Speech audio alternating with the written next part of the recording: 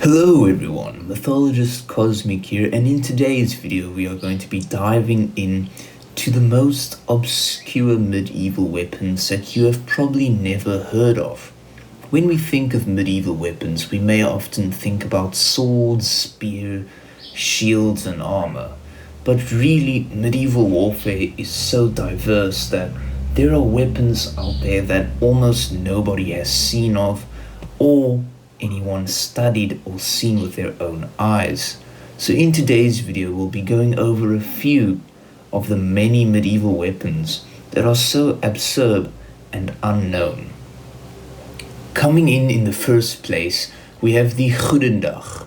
The Hudendak was a medieval weapon that originated in the Low Countries, which encompassed parts of present-day Belgium, the Netherlands and Luxembourg. It was primarily used during the Middle Ages around the 13th to 14th century.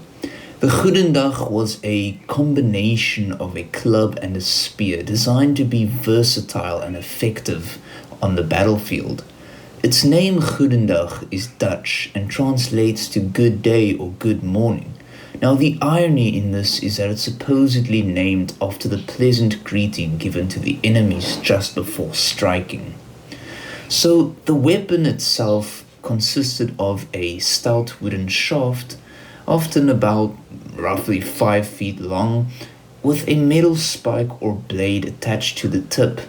It had a large, heavy wooden head, typically featuring iron studs or spikes to increase its impact. The Hudendak was favored by Flemish and Brabantine militia and infantry during the 13th and 14th century.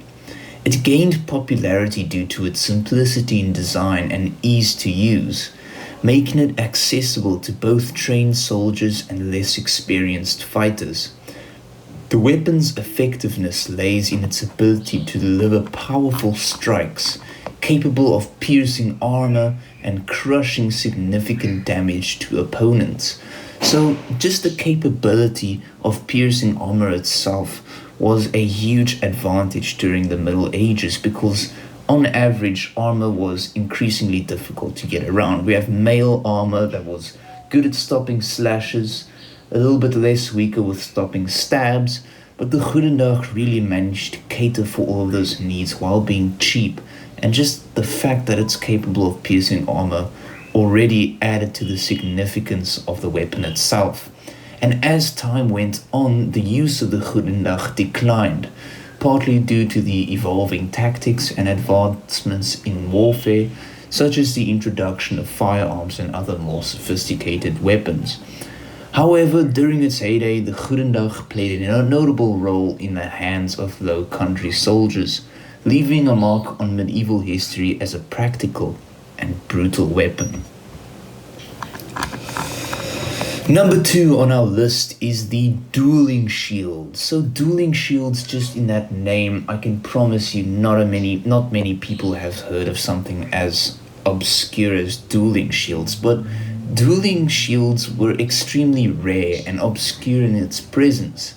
However, there's very little evidence of it actually being used in the battlefield because the shields, they were fitted with 2 sharp ends parallel to the shield. So the art of dueling shields not being very popular gained more attention in Hans Talhofer's manuals. However, dueling shields became quite left out of the battlefields and was more likely used in judicial duels, given the fact that Hans became famous for being employed by German noblemen in judicial duels. So the dueling shields, unfortunately, there isn't much evidence surrounding the use of it in battle and whether or not it was actually used at all, but it was most likely used in judicial combat because in those types of duels, that's where Hans Talhofer kind of gained his fame, because it was a really exclusive type of combat with dueling shields, but it must have been rather heavy. So I can see there is a bit of impracticality with it, since it is quite a large shield, as you can see on the screen, and having the weight of the armor on you while carrying the shield most likely added to that impracticality of actually using it in warfare. Third on the list, now this is a really interesting one, and this just blew my mind away when I was researching on it. Leonardo da Vinci's tank. Now, what if I told you the first tank was invented by Leonardo da Vinci in 1487? You would probably think that I am absolutely stupid to think that such machinery could have even been thought about and actually designed during the Middle Ages, but it actually was. In 1487, Leonardo, he was known for his genius polymath. However, his idea of a tank was not brought to life because of the limitations of technological advancement during the Middle Ages. However, the design still remains fascinating, and it provokes a question of how history would completely change if his idea was actually brought into reality during those past times. We have to really think about how history would have completely changed by Leonardo da Vinci. I mean, he's a genius with polymath. If his idea was actually brought to life, the motivation behind it obviously being that he had efforts to impress his patrons with innovative war machines, but this could have given the edge in battle so much, because the idea behind Leonardo's invention was to provide a cover system for troops to advance forward when doing sieges and take minimal damage because of the shield that's surrounding the soldiers. So it was really practical, but the design unfortunately lacked the technological advancement of that era. So it is really unfortunate, but the designs are still held in the museum to this day, where you can go and view this for yourself and really see the thought process of Leonardo da Vinci when designing such an advanced machine for its time. Coming next on the spot is the Aztec macuay. The macuay, or macana in the Taino language, was arguably the most famous weapon used by the Aztecs. When the Europeans arrived in North America during the 16th century, they observed and reported on a wide array of weapons and military equipment used by the indigenous people. These included defense tools like armors, shields, and helmets, as well as offensive weapons such as bows and arrows, spear throws, darts, spears, slings, and clubs. However, according to these records, hear this, according to these records, the most terrifying of all these weapons was the macuay, known as the Aztec Sword. The earliest macuays were small enough to be wielded with one hand. Later versions had to be held with two hands, not unlike a broadsword. But according to the Aztec military strategy, once the archers and slingers came too close to the enemy or ran out of projectiles, they would withdraw, and warriors carrying shock weapons such as the macana would step forward and get into hand-to-hand close-quarter combat. However, in terms of its effectiveness, the macana was most likely not effective with killing the opponent, but more likely used to holster and push the opposing force and deal considerable damage at the same time. So it was really more of a shock weapon than an actual killing machine.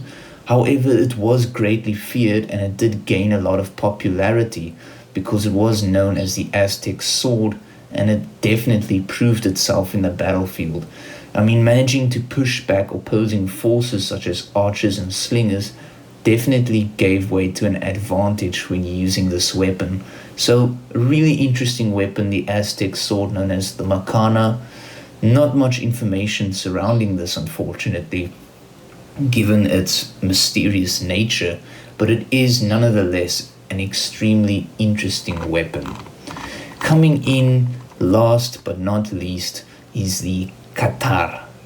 Now, looking at the Qatar, you may think it's something obscure like Wolverine's claws. However, this weapon is known as an Indian push dagger, and it's known for its H-shaped horizontal hand grip, causing the blade to rest above the user's knuckles. It is an exclusive South Asian creation and represents the most renowned and distinctive Indian dagger. Additionally, ceremonial Qatar variants were also employed. The Qatar's blade aligns with the user's arm, enabling a direct thrust to a punch as its primary attack.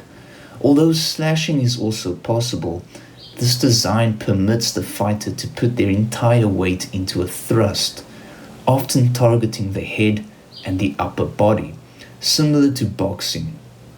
While the sides of the handle can serve for blocking, the Qatar lacks substantial defense capabilities. Therefore, the wielder must be nimble enough to evade the opponent's strikes and counter swiftly. Fascinated by the weapon's lightweight and compact size, Indian martial arts in general emphasized agility and acrobatic maneuvers. As early as the 16th century, a fighting style focused on using a pair of Qatar, one in each hand, was actually documented. But in addition to the basic straight thrust, various other techniques include the reverse thrust, the reverse flipped pierce, inward side slashing, outward side slashing, cobra coiled thrust, and tiger claw pierce, often performed by leaping towards the opponent. So the Qatar is really special because it lacked defensive capabilities, but it really embodied the nature of Indian martial arts, which of course was its acrobatic maneuvers.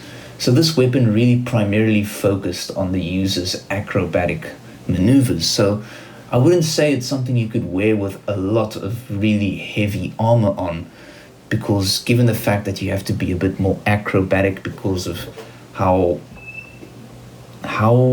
disadvantaged the defense mechanism of the Qatar is.